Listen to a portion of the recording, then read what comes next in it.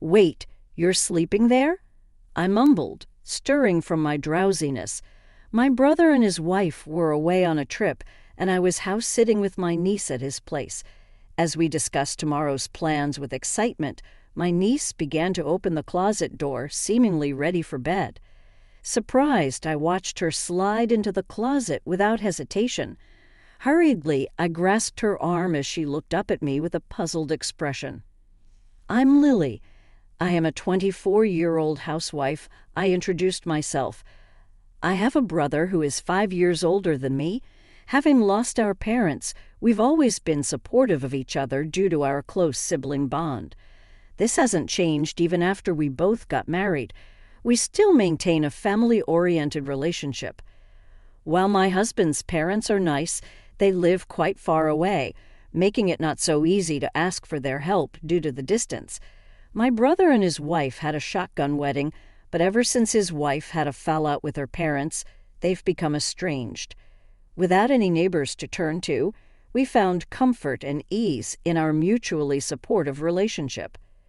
Furthermore, both our families have been blessed with daughters. For years after my niece was born, my daughter Alice came along, and the girls grew up as close as real sisters. As time went by, my niece Emily was about to turn 10 when John told me about their upcoming 10th wedding anniversary trip. "Would you mind looking after Emily while we're away? It's just an overnight trip nearby. We thought it would be nice to have some alone time as a couple," my brother said, blushing happily as he spoke. I readily agreed, saying, "Sure, no problem." We roughly planned out the schedule, and when I asked when I should come to pick up Emily, my brother shook his head. Apparently, my brother was concerned about leaving the house unoccupied due to security reasons and wanted me to stay over instead. Although I teased him for being a worrywart, I eventually agreed to his request, leaving my own daughter, who was still uneasy about sleepovers, in the care of my husband. Days passed uneventfully until the day of their anniversary trip, and as planned, I went to stay at my brother's house. As Emily, looking a bit nervous, watched her parents leave, I took her hand to reassure her. Now it was just the two of us for the house sitting. Initially, I planned to bring my daughter along and have my husband pick her up at bedtime. However, Emily was unusually adamant about not inviting her to the house, so I gave up on that plan. Of course, we had visited as a family before, but she must have had a reason for not wanting her here today. "It's a shame we can't invite Alice over to play," Emily said with a hint of loneliness. "Then how about we go to my house after breakfast tomorrow?" I promised, which made her eyes light up. I had prepared some more challenging games and puzzles that even adults would enjoy, in consideration of Emily, who usually played along with my daughter. I asked Emily what she'd like to play as we spread them out. We spent time playing games and preparing dinner together. However, Emily seemed nervous the entire time, sticking close to me and frequently glancing around the room. At first, I thought she was just lonely or anxious without her parents around, but her behavior remained unchanged even after several hours. When I asked if something was bothering her, she just kept saying, "I'm fine, nothing's wrong," without telling me what was bothering her. Emily's behavior was as if she was on guard against something invisible. I would come to understand its meaning only when bedtime arrived. Changing into her pajamas, Emily said with a smile, "Let's go to bed early today and start out for Aunt Lily's house in the morning," as she opened the closet door. Inside was a set of bedding prepared at some unknown time. As I was struggling to grasp the meaning of this, Emily quickly laid down on the mattress and attempted to close the closet door, saying good night. "Wait, Emily, you're sleeping in there," I blurted out somewhat louder than I intended. Emily replied with a serious face, "Yes, but it's okay. I'll leave it slightly open. If anything happens, I'll wake up right away." I tried to hide my confusion as I suggested, "Why don't we sleep together tonight?" After a few tries, Emily finally agreed and reluctantly got into my bed. She asked if it was okay to keep the bedding in the closet as her hiding spot, and even though it deepened the mystery for me, I naturally agreed. Then I cheerfully asked, "Why you need a hiding place?"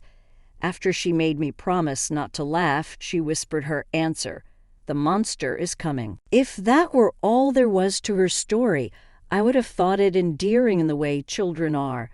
However, the story that followed was enough to make me believe in the existence of the monster. Emily shivered and clung to my arm, saying, "The monster is very scary and clever. That's why it only comes when Daddy is not here. Mommy says I can't leave the closet until she has driven the monster away. She always cries while she's driving it away. I tried to help her once, but it was too scary when it pounded on the closet door." Hugging the trembling Emily, I let out a sigh inside. This monster was probably real. It probably wasn't a ploy to get a night owl kid into bed. I was caught off guard by my sister-in-law's affair, and I didn't know what to do. If the monster was her lover, it wouldn't come to this house when she wasn't here. Still, Emily believes the monster comes on the days when her father isn't home. The evidence was that today, when my brother wasn't around, she kept asking not to invite my daughter over and never left my side, always keeping an eye on the windows and the front door. Thinking of sweet Emily and my brother, who trusts his wife, made me angry at my sister-in-law. But I wanted to reassure Emily more than anything else. I squeezed her hand and smiled at her. "It's okay because Aunt Lily is here today. The monster is smart, right? So it might get scared and not come in because it sees a stranger. Also, your mom, who's always targeted by the monster, is with your dad today, so the monster can't approach her." Still not knowing the true identity of the monster, Emily's face remained clouded with anxiety, and as time passed, she began to fear the monster's imminent arrival. I managed to calm her down as she suggested hiding in the closet together by telling her she could talk to me about anything that bothered her about the monster. I hoped that by addressing each of her concerns one by one, Emily would eventually feel sleepy. However, after hearing another fact from Emily, I couldn't sit still and ended up rushing out of the house with her still in her pajamas.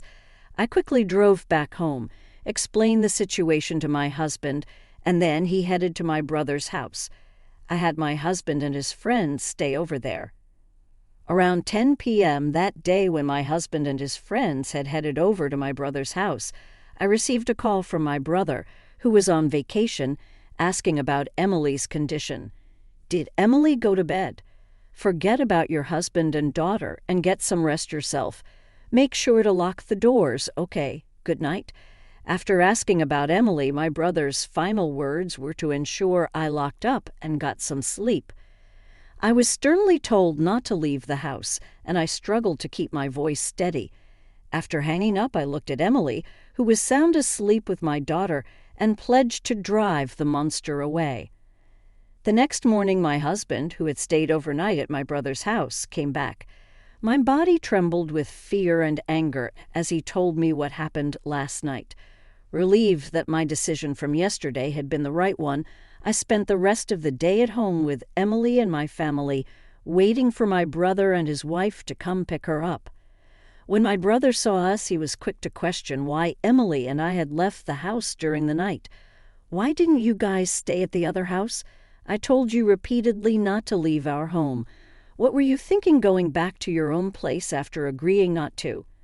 My brother's strong protest that I had broken my promise was met with a surge of discomfort. I coolly asked him how he knew we weren't home while he was on vacation. My brother then responded, "I've given Emily a smartphone with a GPS function." His eyes were evasive as he answered. If that were true, then he wouldn't have insisted so persistently on the phone last night for us not to leave the house. It would have been easy for my brother to verify through the GPS that we weren't at his house. I suppressed the urge to confront my brother immediately and continued the conversation quietly so the kids in the other room wouldn't hear. "By the way, late last night, 2 unfamiliar men showed up at your place. Who were they? Why would they come to a house that should only have Emily and me in the middle of the night? Intruders came. I'm glad you're safe. My brother's voice was trembling, but it wasn't out of fear for the intruders or relief that his daughter was unharmed. His gaze darted around as if carefully selecting his words. Hey, about those guys, I pressed my brother further, demanding to know who the suspicious men were, but my sister-in-law cut me off, perhaps to prevent more questioning. She loudly called Emily over, insisting they leave as Emily, who had been playing in the other room, timidly showed her face. Her mother forcefully took her hand. Suddenly, my brother also changed his demeanor, saying, I'm not forgiving you for this, but we're leaving for today, as he started pushing Emily towards the door. My brother and his wife forcefully tried to take Emily, who clearly did not want to leave, back home with them. What? We're not done talking yet. I tried to stop them, but they just ignored me, not even bothering to look back. Emily, resisting her parents, reached out towards me. I quickly pulled her towards me, sheltering her behind my back. Hey, what do you think you're doing? My sister-in-law raised her voice in surprise, letting go of Emily's hand, but I kept Emily behind me, away from my brother and his wife. They spat aggressive words at us and rushed over, fueled by anger. My husband and I were determined not to let them take Emily and managed to force them out of the room. At the front door, waiting police officers swiftly apprehended my brother and his wife. The police tried to calm the disoriented couple, who were clearly not expecting this turn of events. Understanding their predicament, my brother argued, if you don't give us back our daughter, then you should be the ones getting detained. My sister-in-law added, they took our daughter from home and locked her up here. Please save Emily right away. You shouldn't be holding me back. I won't run or hide, so let me go, my brother shouted. Emily and my daughter, who had noticed the commotion and come out, were talking behind me, looking surprised. My daughter innocently remarked, she doesn't seem locked up at all. I'm not sure whether my brother heard her or not, but he turned to Emily and commanded her to come to him in a strong tone. Yet the severity of her father's demeanor scared her, and she refused to leave my side. My sister-in-law stood silently by the police officer, just watching my brother, not even trying to call Emily over. My brother, irate that things weren't going his way, was yelling in the entrance, completely restrained by the police officer. Seeing this, my husband pushed his smartphone in front of my brother's face. Noticing this, I told Emily and my daughter to wait once more in the other room and shut the door so they wouldn't hear the audio. After confirming this, my husband started playing a video he had recorded at my brother's house the night before without uttering a word. Upon seeing it, the faces of my brother and his wife immediately turned pale. The video started with a key slowly turning in the lock of the house. It seemed they'd used a spare key. 2 men quietly entered the room. The men, appearing in high spirits, greeted each other, mentioning my brother's name. Didn't know we had company. Hey, how much did you pay? One of them smirked, looking over at my husband and his friends. When my husband's friend gave a vague response, avoiding the question, one of the men boasted that because they were good friends with my brother and his wife, they got an even bigger discount, even going as far as mentioning a specific amount. They continued, we're lucky we get to play with the kids today. The profile of the man who laughed was so grotesque it would be an insult to demons to call him one. I couldn't see the screen, but the audio alone was enough to make my skin crawl. Afterwards, my husband's friend started barraging the men with questions, asking if they often came to this house, if they always came as a pair. Sensing something was off, the men asked where Emily and I were. Seeing my husband's enraged expression as he responded, they're not here, it seemed they finally realized the gravity of the situation. Realizing they weren't among friends here, the men quickly fled.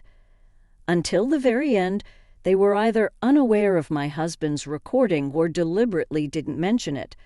My brother, supposed to be their close acquaintance, seemed to have discovered the existence of the video for the first time and was shaking. My brother, now deathly pale, frantically stated, "I didn't know anything. I've been framed."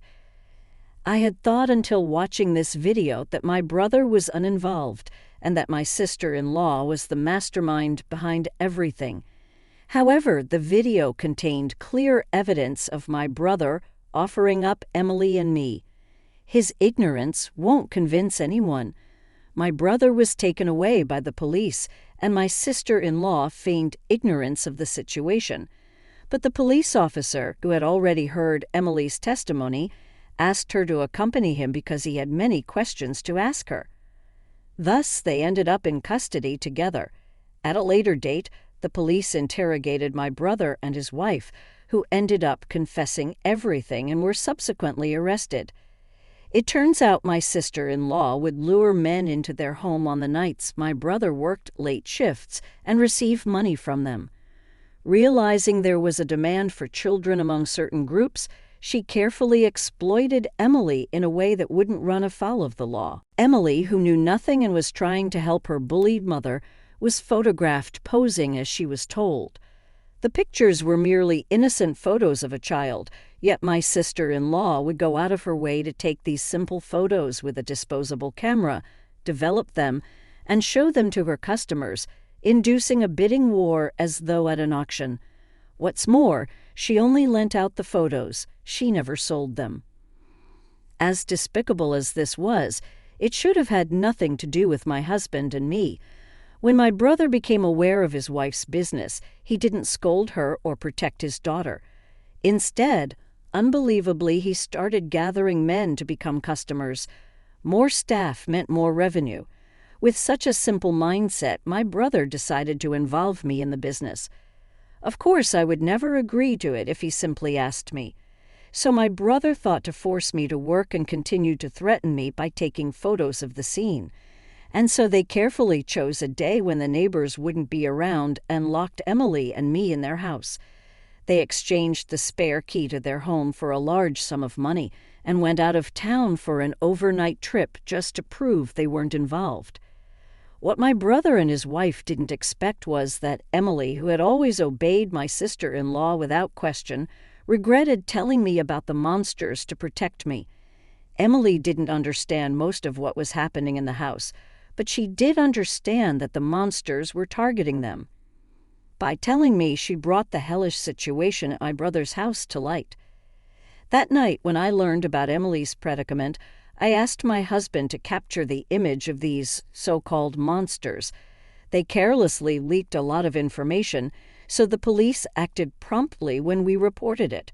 We also reported it to Child Protective Services, making sure to protect Emily.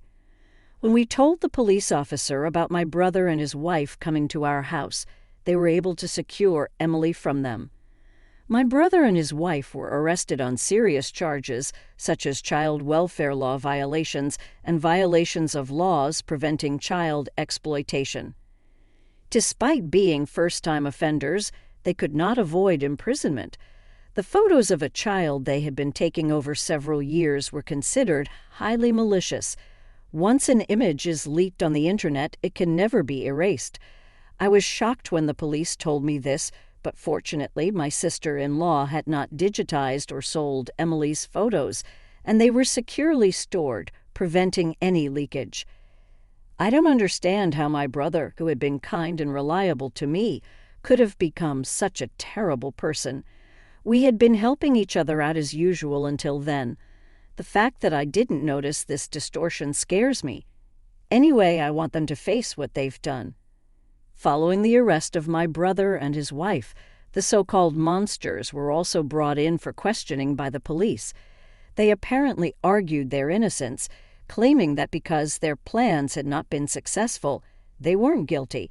However, it seems that the discovery of someone else's child's photographs at their residence and their involvement in other criminal acts, confessed by my brother and his wife during their interrogations, led to them also being arrested on multiple charges.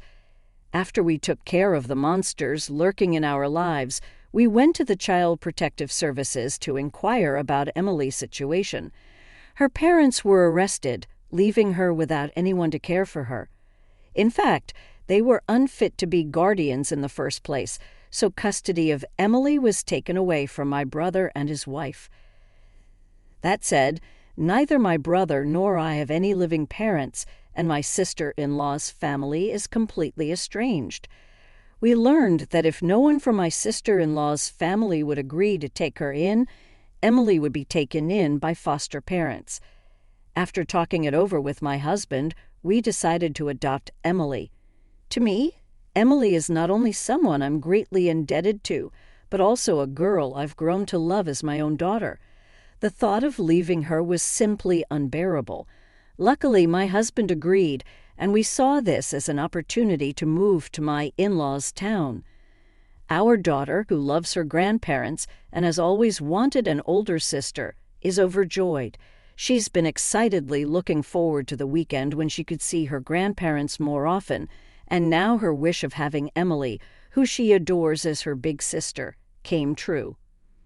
And as for Emily, who finally got out of the clutches of her abusive parents, she's adapting incredibly well to her new environment as an older sister. It's amazing how resilient kids can be. She's beginning to lead a happy and peaceful life.